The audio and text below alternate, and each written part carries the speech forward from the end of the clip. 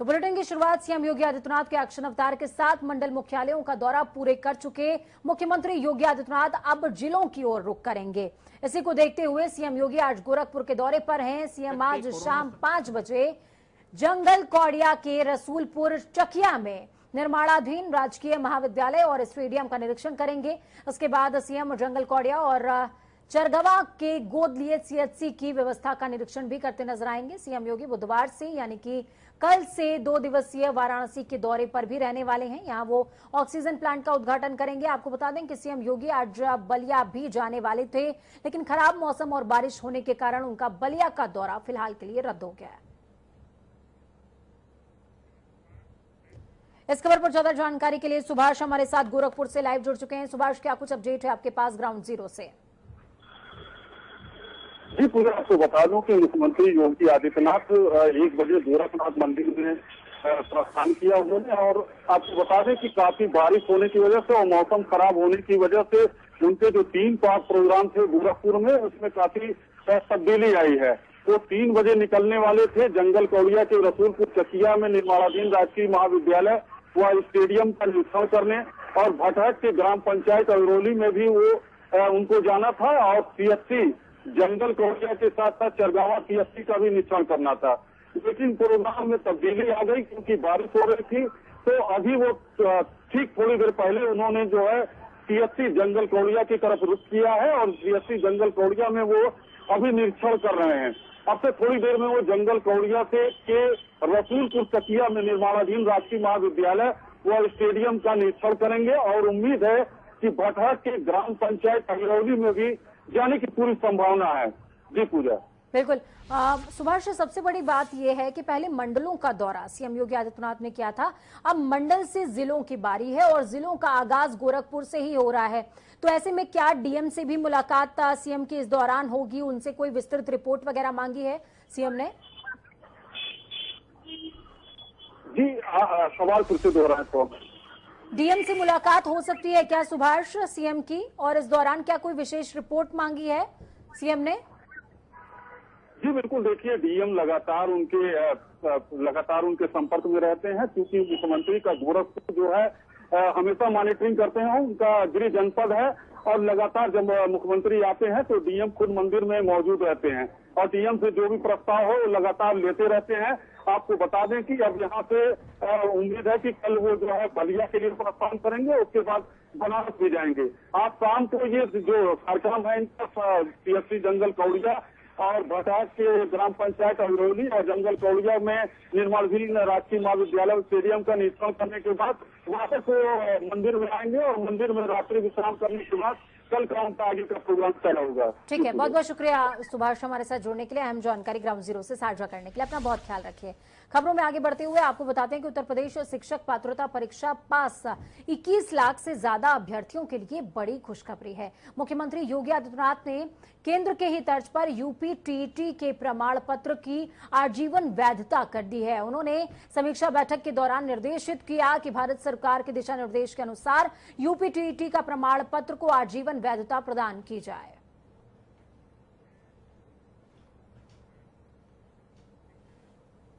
तो वहीं किसान हित में गेहूं की खरीद को आगामी 22 जून तक जारी रखने का फैसला लिया गया। आपको बता दें इस साल अब तक 54,25,000 मीट्रिक टन से ज्यादा गेहूं खरीदा गया है। साल 2018-19 का रिकॉर्ड टूटा है। कृषि मंत्री सूर्य प्रताप शाही ने बताया कि एमएसपी पर खरीद बंद होने का दुष्प्रचार करने वाले विपक्ष को योगी सरकार ने आईना दिखाने का काम किया। तो वहीं उन्होंने कहा कि मौसम प्रतिकूल होने के बावजूद सरकार ने किसानों को उचित मूल्य दिलाने का वादा अपना पूरा किया। गेहूं खरीद की अंतिम तिथि 15 जून से बढ़ा करके अब 22 जून कर दी गई है। आगरा दौरे के दौरान प्रदेश के डिप्टी सीएम केशव प्रसाद मौर्य ने पत्रकारों से बात करते हुए प्रदेश में उठ रहे सभी सवालों के सिलसिलेवार जवाब दिए हैं। क्या कुछ कहा सुनिए। भगवान राम के अस्तित्व को नकारा है, जिन्होंने राम भक्तों पर गोलियां चलवाई, राम भक्तों के खून से होली खेली, और जिन लोगों ने राम मंदिर निर्माण का विरोध किया कि वहां मंदिर का निर्माण न होने पावे, देश की सर्वोच्च अदालत के फैसले के बाद भी जिनकी छाती मतलब एकदम फट रही थी, वह सारे मिलकर के इस प्रकार का दुष्प्रचार कर रहे हैं। और कोई भी दुष्प्रचार सफल नहीं होने पाएगा। उसमें मुकदमा लिखा गया है, हॉस्पिटल सील किया गया है और उसकी जांच चल रही है और विश्वास रखिए जांच होगी, जो दोषी होगा उसे बख्शा नहीं जाएगा। फर्जी तरीके का वीडियो लोड किया गया था, उसमें एक तरह से हिंदू संगठनों को बदनाम करने के लिए कोशिश की गई थी। दो हमारे ही प्रदेश के मुस्लिम समाज के लोग आपस में लड़ रहे थे और एक को मारते हुए कह रहा था जय श्री राम बोलो। जब वो सच खुल गया तो स्वाभाविक है कि ट्विटर को उसको वीडियो को हटा देना चाहिए था, नहीं हटा होगा, इसलिए उस पर मुकदमा लिखा गया। अब वो जांच होने दीजिए, जो विवेचना के अंतर्गत मामला है। केशव प्रसाद मौर्य के अनुसार 2022 में भाजपा का चेहरा कौन होगा? ये केशव प्रसाद तय करते हैं चेहरा कौन होगा 2022 में? देखिए आगे एक सेकंड सवाल का जवाब दिल्ली के में हमारा राष्ट्रीय नेतृत्व है, उनको देना है। आप मुख्यमंत्री उत्तर प्रदेश से आप बात कर रहे हो तो सवाल ही गलत कर रहे हो। 300 से ज्यादा सीटें जीत करके उत्तर प्रदेश की जनता की सेवा करने के लिए आएगी, हमारी भाजपा की सरकार बनेगी। जो सपने मुंगेरी लाल के हसीन देख रहे हैं, आप देखिएगा जिस दिन चुनाव के परिणाम आएंगे, फिर उस दिन जब पराजय उनको होगी तो एक तय करते हैं ना कि क्या, जब हार के कारण पहले से निर्धारित करेंगे भाई क्यों हारे, तो हारेंगे, जनता हराएगी। अभी कोरोना नियंत्रित हुआ है, समाप्त नहीं हुआ है, इसलिए जो प्रोटोकॉल है उनका कृपया सभी लोग पालन करें, ऐसी सबसे अपेक्षा है, ऐसा सबसे निवेदन है। राम जन्मभूमि तीर्थ क्षेत्र ट्रस्ट ने प्रधानमंत्री कार्यालय और राष्ट्रीय स्वयं सेवक संघ के शीर्ष नेतृत्व को अपनी रिपोर्ट भेजी है। इस रिपोर्ट में जमीन खरीद में घोटाले के संबंध में लगाए जा रहे आरोपों को राजनीतिक साजिश करार दिया गया।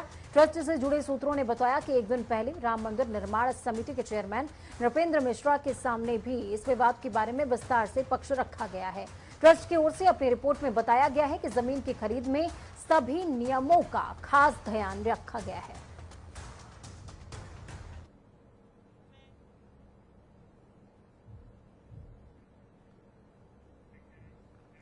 तो वहीं यूपी में राम जन्मभूमि तीर्थ क्षेत्र ट्रस्ट पिछले कई दिनों से सुर्खियों में छाया हुआ है। ट्रस्ट पर आरोप है कि 2 करोड़ की जमीन को 18.5 करोड़ रुपए में कैसे खरीदा गया। जिसको लेकर यूपी के कांग्रेस प्रदेश अध्यक्ष अजय कुमार लल्लू ने लखनऊ में प्रेस कॉन्फ्रेंस करी। इस दौरान ट्रस्ट पर लगे आरोपों पर कई सवाल खड़े किए हैं। अजय कुमार लल्लू ने कहा कि इस जमीन घोटाले में क्या खेल हुआ, ये आम जनता जानना चाहती है। तो वहीं उन्होंने कहा कि यूपी में योगी सरकार केवल झूठ और भ्रम फैला रही है। इस दौरान अजय कुमार लल्लू ने कहा कि कल कांग्रेस के नेतृत्व में सड़क पर प्रदर्शन करेंगे और राज्यपाल को ज्ञापन भी सौंपेंगे। करोड़ों लोगों के आस्था का सवाल है। आदरणीय प्रियंका गांधी जी ने भी आज एक फेसबुक वॉल पोस्ट पर पूरी स्थिति को स्पष्ट करते हुए सरकार से सवाल किया है, आखिर जांच से यह सरकार क्यों भाग रही है। जो मंदिर के पुजारी हैं आचार्य सत्येंद्र दास जी और अयोध्या के तमाम साधु संतों का भी यह कहना है कि इसकी जांच होनी चाहिए, तो सरकार इससे क्यों भाग रही है। हमारी मांग है। तो जिस फेसबुक पोस्ट का जिक्र कर रहे हैं वही फेसबुक पोस्ट के बारे में खबर आपको अब हम बताने जा रहे हैं। कांग्रेस महासचिव और उत्तर प्रदेश की प्रभारी प्रियंका गांधी ने श्री राम मंदिर ट्रस्ट जमीन खरीद मामले में घोटाले को लेकर सरकार पर हमला बोला है। प्रियंका गांधी ने सोशल मीडिया पोस्ट के जरिए सुप्रीम कोर्ट के जज से पूरे मामले की जांच कराने की मांग रखी। उन्होंने प्रधानमंत्री नरेंद्र मोदी पर भी तंज कसते हुए लिखा कि प्रधानमंत्री नरेंद्र मोदी को ट्रस्ट के पाई का हिसाब देना चाहिए।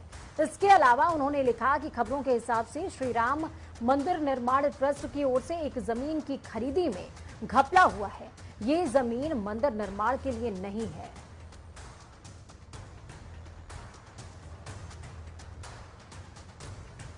तो प्रियंका गांधी ने यह फेसबुक पोस्ट डाली है। जिम्मेदार कौन की सीरीज के तहत प्रियंका गांधी लगातार ऐसे सवाल पूछती रहती हैं।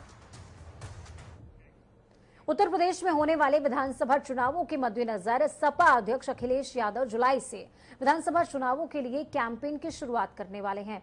इस अभियान के तहत सभी जिलों का दौरा प्रस्तावित है। आपको बता दें कि अखिलेश यादव इस बार विधानसभा के चुनाव में छोटे छोटे संगठनों के साथ में छोटे छोटे दलों के साथ गठबंधन करके चुनावी मैदान में उतरेंगे और जोर आजमाइश करते नजर आएंगे।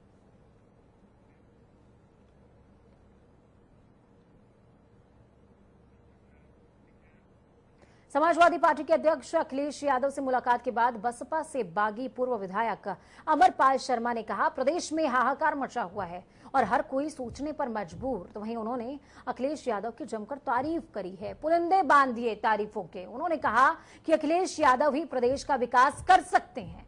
अमरपाल शर्मा ने बताया कि अखिलेश यादव से मुलाकात के दौरान 2022 के विधानसभा चुनाव पर चर्चा की गई है। आप सभी जानते हैं कि प्रदेश में जो आज चारों तरफ हाहाकार मचा है, तो हर व्यक्ति ये सोचने पे मजबूर है किस तरीके से जनता के लिए काम किया जाए। और उस श्रेणी के अंदर अगर इस प्रदेश में कोई आते हैं तो माननीय अखिलेश यादव जी आते हैं कि उनके हाथ में प्रदेश की बागडोर सौंपी जाए और वो इस प्रदेश का विकास करें, इस जनता में खुशहाली लाएं। उसी सब सिलसिले में मिलके हमारे साथ बहुत सारे लोग, भाजपा के लोग, कांग्रेस के लोग, सभी लोग हम एकत्रित होकर जो है आज माननीय अखिलेश यादव जी से मिले हैं और उसी रणनीति पे आगे चर्चा की। बीएसपी सुप्रीमो मायावती ने समाजवादी पार्टी पर बड़ा हमला बोलते हुए चेतावनी दी। आपको बता दें कि बीएसपी से निलंबित 5 विधायकों ने मंगलवार को सपा प्रमुख अखिलेश यादव से मुलाकात की थी, जिसके बाद उनकी पार्टी में शामिल होने की चर्चाएं तेज हो गई। मायावती ने सिलसिलेवार ट्वीट करते हुए सपा पर दलित विरोधी और जातिगत राजनीति करने का आरोप लगाया है। उन्होंने लिखा कि घृणित, जोड़-तोड़, द्वेष व जातिवाद आदि की संकीर्ण राजनीति में माहिर समाजवादी पार्टी द्वारा मीडिया के सहारे ये प्रचारित करना कि बीएसपी के कुछ विधायक टूटकर सपा में जा रहे हैं, घोर छलावा है। सपा अगर इन निलंबित विधायकों के प्रति थोड़ी भी संवेदना रखती, ईमानदार होती, तो अब तक इन्हें अधर में ना रखती, क्योंकि इनको ये मालूम है कि बीएसपी ने अगर इन विधायकों को लिया तो सपा में बगावत और फूट पड़ेगी, जो कि बीएसपी में आने को आतुर बैठे हैं।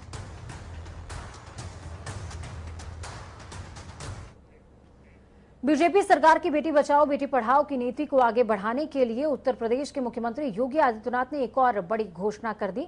गाजीपुर जिले में गंगा नदी में बहती मिली 21 दिन की मासूम का पूरा खर्च अब योगी सरकार उठाने वाली है। आपको बता दें, ये बच्ची एक लकड़ी के बक्से में गंगा में नाविक को मिली है। मुख्यमंत्री योगी आदित्यनाथ के निर्देश पर राज्य सरकार इस नवजात बच्ची गंगा का पालन पोषण खुद करने वाली है, इसका पूरा खर्च उठाएगी। योगी आदित्यनाथ ने मां गंगा की गोद में मिली 21 दिन की बच्ची मासूम गंगा के पालन पोषण की जिम्मेदारी अधिकारियों को सौंप दी। आपको बता दें, इस मल्लाह को एक मकान दिया जाएगा, साथ में इस बच्ची की पूरी जिम्मेदारी सरकार की होगी।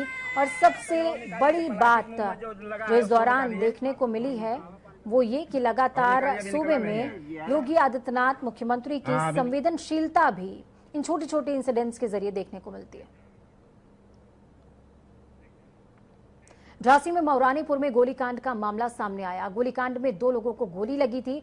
बताया जा रहा है कि गोली लगने के बाद अशोक अग्रवाल और मुकेश अग्रवाल को जिला अस्पताल में भर्ती कराया गया, लेकिन ऑपरेशन के बाद अशोक की हालत खराब होने लगी। ऐसे में डॉक्टरों ने उसे दिल्ली रेफर कर दिया। दिल्ली जाते समय रास्ते में अशोक की मौत हो गई।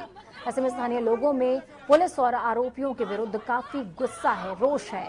लोगों ने मौरानीपुर विधायक बिहारी लाल आर्य मुर्दाबाद के नारे लगाए, तो वहीं परिजनों ने विधायक के खिलाफ आरोपियों को संरक्षण देने के चलते कार्रवाई न करने की बात कही है और कार्रवाई करने की मांग की है।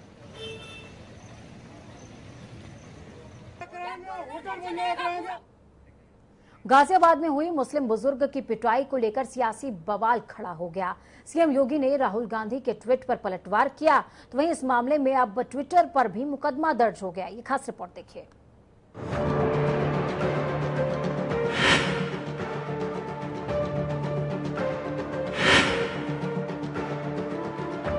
गाजियाबाद में 72 साल के अब्दुल समद की पिटाई का मामला अब सियासी अखाड़े का बेहतरीन दांव बन गया है। दरअसल 5 जून को एक बुजुर्ग को बंधक बनाकर धार्मिक नारे लगाने, मारपीट करके दाढ़ी काटने का मामला सोशल मीडिया पर वायरल हुआ था। इस मामले में पुलिस किसी भी धार्मिक नजरिए से मारपीट होने से इनकार कर रही है। पुलिस का कहना है कि सोशल मीडिया पर बताए गए सारे फैक्ट्स अनवेरिफाइड हैं। हमारे साथ गाजियाबाद के डीआईजी एसएसपी अमित पाठक जी हैं। जानते हैं कि आगे चल के क्या अपडेट उनके पास है और आगे इसकी क्या कार्रवाई वो करेंगे। सर, क्या मामला है, इसके बारे में आप आगे क्या विस्तृत तौर पर आप करेंगे? देखिए, जो मारपीट की घटना हुई थी वो सत्य पाई गई, उसमें 3 लोगों को गिरफ्तार करके जेल भेज दिया गया और भी जो लोग उसमें शामिल हैं उनको हम ढूंढ रहे हैं। जो लोग गिरफ्तार थे उन्होंने घटना की वजह कारण तो पूरा बताया, उससे स्पष्ट हो गया कि ये घटना किसी भी कम्युनल सांप्रदायिक रीजन की वजह से नहीं हुई, कोई उसके पीछे धार्मिक होने था, ना उसमें शामिल लोग किसी धर्म विशेष के थे, एक से अधिक समुदाय के लोग उसमें मौजूद थे, निजी कारणों से घटना हुई। लेकिन सोशल मीडिया पर हमने एक स्टेटमेंट जब जारी कर दिया, उसके बाद भी लोग ऐसे कमेंट्स को पोस्ट करते रहे जिससे धार्मिक भावनाएं, सामाजिक सौहार्द, सांप्रदायिक सौहार्द ये बिगड़े, आपस में वैमनस्यता, कटुता, शत्रुता की भावना उत्पन्न हो। इसके लिए हमने एफआईआर कल लिखी है, जिसमें 7 लोगों को हमने नेम किया है, ट्विटर इंडिया को किया है। पुलिस के मुताबिक अब्दुल समद ताबीज बनाने का काम करता है और आरोपी परमेश गुर्जर के कहने पर उसने ताबीज बनाई थी, लेकिन ताबीज काम न आने के कारण परमेश ने अपने अन्य साथियों के साथ मिलकर बुजुर्ग की बेरहमी से पिटाई कर दी। जो एक ये ताबीज बनाने का काम करते हैं और प्रवेश एवं गांव के अन्य लड़कों को भी इन्होंने ताबीज बना के दिए थे। उन लोग का कहना है कि इसी कारण से कुछ इनसे नाराजगी थी और इन्होंने फिर उनको वहां पर अपने घर पर बुला के इनके साथ वहां पर मारपीट एवं अभद्रता की। वहीं अब इस पूरे मामले को लेकर राहुल गांधी बनाम योगी आदित्यनाथ के बीच ट्विटर जंग शुरू हो गई है। राहुल गांधी ने ट्वीट करते हुए लिखा कि मैं ये मानने को तैयार नहीं हूँ कि श्री राम के सच्चे भक्त ऐसा कर सकते हैं। ऐसी क्रूरता मानवता से कोसों दूर है और समाज धर्म दोनों के लिए शर्मनाक है।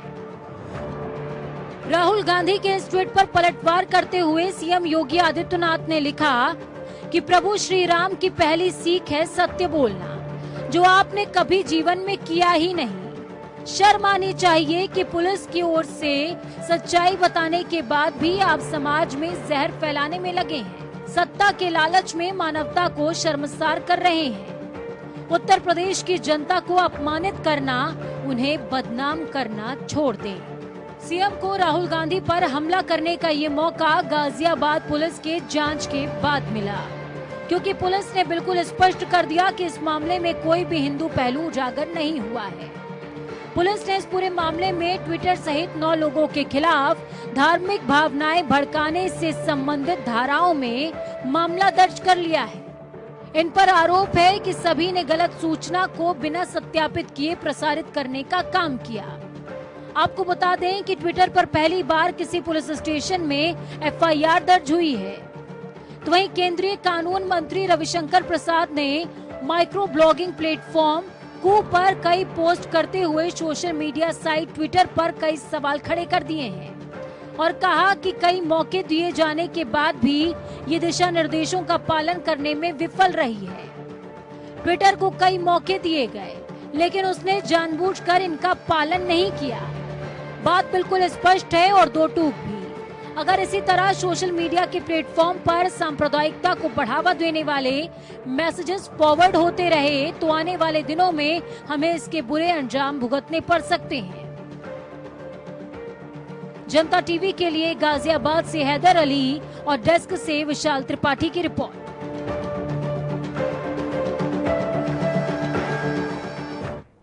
तो हैदर हमारे साथ ग्राउंड जीरो से लाइव जुड़े हुए हैं। हैदर, क्या कुछ अपडेट है अभी तक पूरे मामले में?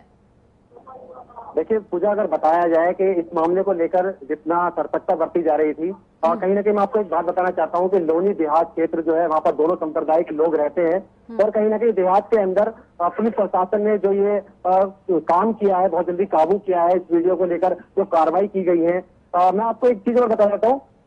पूजा के डीआईजी से आज मुलाकात हुई थी, उन्होंने ये कहा था, अमित पाठक जी ने, कि इसकी लिस्ट जो है बहुत लंबी है, क्योंकि जिन लोगों ने वीडियो को वायरल किया है वो भी इससे बराबर दोषी हैं, क्योंकि ये देखना पड़ेगा कि किस एंगल से इस वीडियो को वायरल किया गया था, क्योंकि आने वाली विधानसभा चुनाव भी है, हो सकता है माहौल खराब करने की, तो उत्तर प्रदेश की सरकार को बदनाम करने की भी कोशिश की गई थी।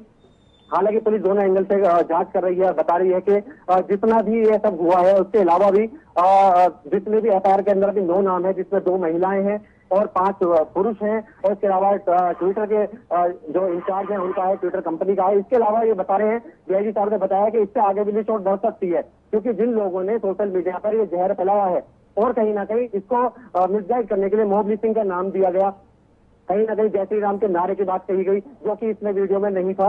इसको संज्ञान में लेते हुए हालांकि जिन्होंने जिस बुजुर्ग की पिटाई की थी वो आज सलाखों के पीछे है।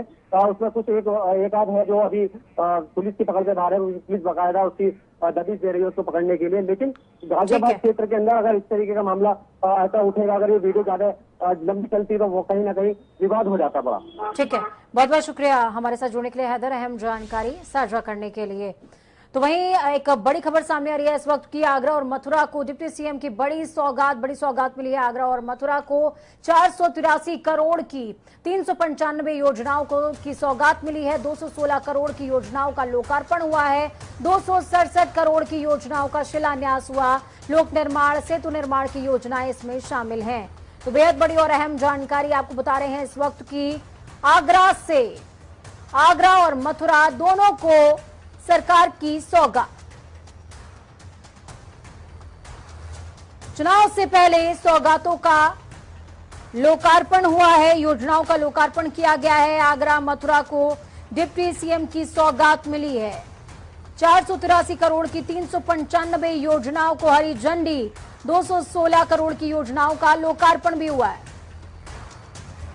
वहीं पूर्व अपर अधिवक्ता और all India Muslim personal law board के सचिव जफरयाब जिलानी का न्यूरो सर्जरी की टीम ने ऑपरेशन किया है। जफरयाब जिलानी का ऑपरेशन कामयाब रहा। डॉक्टरों के मुताबिक 3 से 4 दिनों में उन्हें अस्पताल से डिस्चार्ज भी कर दिया जाएगा। आपको बता दें कि पिछले महीने हेड इंजरी के चलते लखनऊ के मेदांता हॉस्पिटल में उनका इलाज किया जा रहा था। इसके बाद वो डिस्चार्ज होकर घर भी पहुंच गए थे, लेकिन एक बार फिर से जिलानी को ऑपरेशन करना पड़ा है।